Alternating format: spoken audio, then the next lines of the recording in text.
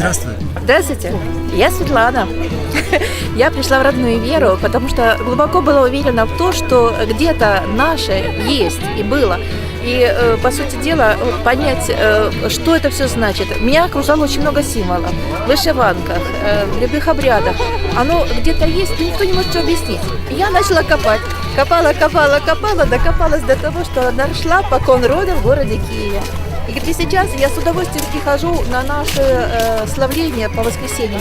И, говорит, и самое удивительное случилось то, что, несмотря на то, что я лежебока, я очень люблю спать. И говорю, вот это ежедневное думание о том, что я хочу стать лучше, раскрыться, почувствовать эту связь с богами. Тем более, что я всегда знаю, что папа с мамой рядом, бабушка с дедушкой рядом. Все, что они в меня вложили, это та традиция, которую они передавали. И то же самое должна сделать я.